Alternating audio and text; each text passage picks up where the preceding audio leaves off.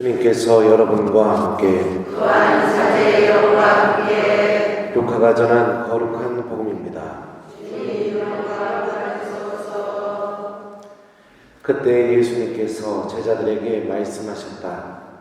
어떤 부자가 집사를 두었는데 이 집사가 자신의 재산을 낭비한다는 말을 듣고 그를 불러 말하였다. 자네 소문이 들리는데 무슨 소린가? 집사 일을 청산하게. 자네는 더 이상 집사 노릇을 할 수 없네. 그러자 집사는 속으로 말하였다. 주인이 내게서 집사 자리를 빼앗으려 하니 어떡하지? 땅을 파자니 힘에 부치고 빌어먹자니 창피한 노릇이다.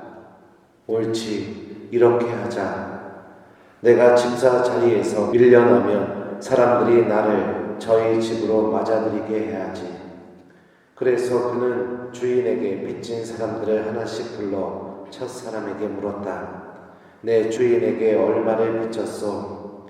그가 기름 100항아리요 하자 집사가 그에게 당신의 빚 문서를 받으시오. 그리고 얼른 앉아 쉰이라고 적으시오 하고 말하였다. 이어서 다른 사람에게 당신은 얼마를 빚졌소? 하고 물었다. 그가 밀 100섬이요 하자 집사가 그에게 당신의 빚 문서를 받아 80이라고 적으시오 하고 말하였다. 주인은 그 불의한 집사를 칭찬하였다. 그가 영리하게 대처하였기 때문이다.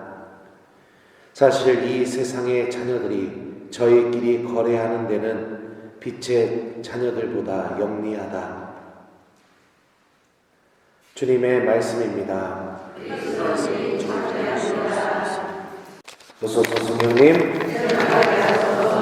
주인은 그 불의한 집사를 칭찬하였다. 안녕하세요.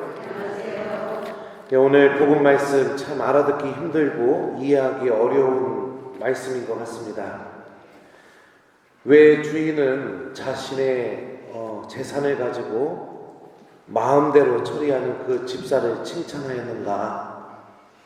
그 집사는 이미 주인의 재산을 가지고 낭비를 했던 사람이고 그 낭비 때문에 집에서 쫓겨나게 되는 그런 상황이었습니다. 그런데 쫓겨나는 상황에서 집사는 하나의 선택을 하게 되죠. 주인이 내게서 집사 자리를 빼앗으려고 하니 어떻게 하지? 땅을 파자니 힘에 부치고 빌어먹자니 창피한 노릇이다. 옳지, 이렇게 해야지. 내가 집사 자리에서 밀려나면 사람들이 나를 저희 집으로 맞아들이게 해야지. 이 집사는 이 주인에게서 쫓겨나면 다른 사람의 집에 가서 거기서 이렇게 살 수 있게 하려고 주인의 재산을 가지고 자기 마음대로 또 이렇게 사용하는 모습을 보여줍니다. 그런데 주인이 이런 집사를 칭찬했다고 오늘 복음은 말하니 참 이게 무슨 뜻일까? 그런 생각이 좀 이렇게 드는 것 같습니다. 안 그런가요? 네, 그죠? 근데 오늘 말씀을 잘 알아듣기 위해서는 이 말씀이 누구를 향한 말씀인지를 우리가 잘 기억해야 됩니다. 오늘 복음의 첫 부분에 이런 표현이 있습니다. 예수님께서 제자들에게 말씀하셨다. 이런 표현이 있죠. 그러니까 이 비유는 예수님의 제자들을 향한 말씀입니다. 제자들이 이 비유를 통해서 무엇인가 꼭 좀 갖추었으면 좋겠다. 이런 모습 좀 간직했으면 좋겠다. 예수님께서 생각하셔서 제자들에게 하셨던 말씀이죠. 오늘 복음에서 예수님이 말씀하시려고 하는 핵심은 이 집사가 보여준 윤리성이라든지 주인의 재산을 자기 마음대로 처리하려고 하는 모습이라든지 그런 데에 초점이 맞춰 있지 않는 것 같습니다. 집사는 어떻게 해서든지 지금 자신의 삶에 큰 어려움에 봉착하게 되었고 이 어려움을 해결하기 위해서 지금 나에게 가장 무엇이 필요한지를 고민하고 그 고민한 내용을 곧바로 실행하는 모습을 보여줍니다. 예수님께서 제자들에게 바라셨던 것은 바로 이 모습이었던 것 같습니다. 내가 구원을 받는데 또 하느님 나라에 들어가는데 지금 이 순간 나에게 가장 필요한 것이 무엇인지를 생각하고 고민하고, 그리고 그 고민한 내용을 곧바로 행동으로 옮기는 태도가 가장 제자들에게 필요한 모습이라고 예수님께서 판단하시는 것을 우리 전해주는 건 아닌가 그 생각이 듭니다. 오늘 복음은 누가복음 16장의 말씀입니다. 여러분들 15장부터 어제 복음도 그렇고요, 계속해서 비유가 이어지고 난 뒤에 제자들을 향한 비유가 나오게 됩니다. 15장에 나오는 세 가지 비유, 곧 길 잃은 양에 대한 비유, 은전의 비유, 그 다음에 돌아온 아들에 대한 비유는 바리사이들을 향한 비유였습니다. 물론 그 비유 안에는 죄인을 하느님이 어떻게 대하고 있고 하느님이 어떻게 용서하는지도 들어있지만, 이 근본적인 세 개의 비유는 바리사이들에게 주는 메시지였습니다.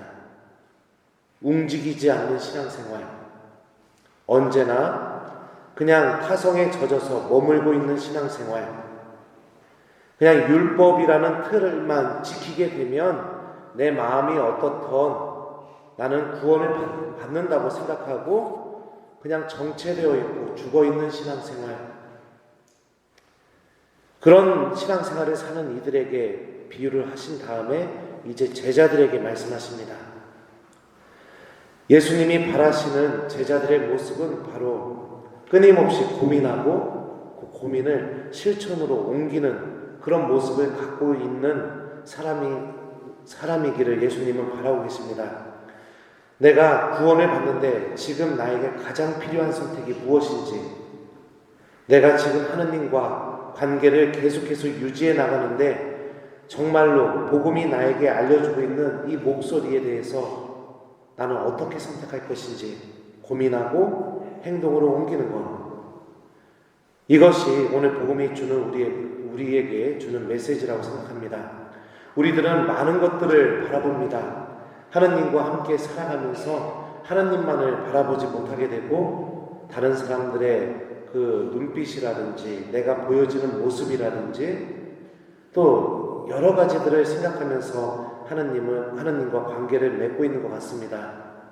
하나님께서는 오늘 복음 말씀을 통해서 비록 집사가 비윤리적인 모습으로 자신의 삶에 대해서 차곡차곡 준비해 나가는 모습을 보여주는 것처럼, 우리들도 신앙에 있어서 내가 구원받는 데 있어서 가장 필요한 선택이 무엇인지를 고민하고 선택하는 삶을 살라고 우리에게 알려주고 계시죠. 오늘 제 1독서 말씀도 같이 묵상해 봤으면 좋겠습니다. 바오로 사도는 다음과 같이 말합니다. 그러므로 나는 그리스도 예수님 안에서 하느님을 위하여 일하는 것을 자랑으로 여깁니다. 바오로 사도의 자랑거리가 뭐가 있죠? 오늘 한 가지 얘기해줬고, 또 예수님의 십자가를 자랑한다고 바오로는 얘기했었습니다. 바오로의 자랑거리는 하느님이었습니다. 바오로 사도 또한 다마스커스로 가는 길에서 예수님을 만납니다. 그리고 자신이 구원을 받는데 가장 필요한 것이 무엇인지를 알게 됩니다. 그리고 그가 지켜왔던 율법, 그가 열정이라고 생각했던 그리스도인들에 대한 박해, 그가 구원을 받는 길이라고 생각했던 그의 믿음이 완전히 잘못되었음을 알게 되었을 때, 바오로 사도는 다른 사람들의 이목이라든지 나의 체면이라든지 이런 것들 중요하게 여기지 않았습니다. 지금 내가 구원받는데 필요한 것이 요구하는 그것을 바로 행동으로 옮기는 모습을 보여줍니다. 그리고 그렇게 살아온 바오로 사도는 이제는 자기 자신이 자랑할 것이 하느님밖에 없다고 고백합니다. 우리들의 신앙생활도 그랬으면 좋겠습니다. 하루하루 말씀을 통해 내가 오늘 하루 하느님 나라로 걸어가는데 가장 필요한 것이 무엇인지를 알아내고, 그 필요한 것을 행동으로 옮기는데 수많은 것들을 바라보지 않고 하느님만을 바라보면서 우리들의 믿음 안에서 그 행동을 실천으로 옮기는 모습, 이것이 바로 오늘 말씀을 통해서 하느님께서 우리에게 주고자 하는 메시지라고 생각합니다. 우리들도 하느님을 자랑하는 사람이 되었으면 좋겠고, 우리들도 하느님의 길을 걸어가면서 끊임없이 하느님과 영적인 생명을 교감하는 그런 신앙인이 되었으면 좋겠습니다. 숙제 주겠습니다. 오늘 하루 여러분들 하나님 안에서 기쁘게 신앙생활 시작하시면서 오늘 말씀이 주고 있는 이 메시지를 잘 기억했으면 좋겠습니다. 이 불의한 집사처럼 누구 막 등쳐먹고 남의 재산 갖고 내 마음대로 하고 그러지 마시고, 오늘 복음은요 좀 껍데기를 싸고 있어요. 그 껍데기를 걷어내야 그 안에 담겨져 있는 메시지가 뭔지 알 수 있죠. 오늘 말씀이 이야기해주는 그 메시지, 내가 구원받는데 가장 필요한 게 무엇인지 고민하시고, 그리고 그 고민한 내용을 행동으로 옮기는 하루가 되길 바랍니다.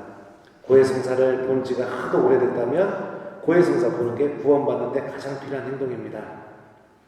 내가 기도하는 삶이 너무나 오랫동안 하지 않았다면 오늘 하루 기도하는 것이 내가 구원받는데 가장 필요한 행동입니다. 어떤 방법이든지 여러분들 한번 성체 앞에 앉아서 고민 한번 해보셨으면 좋겠어요.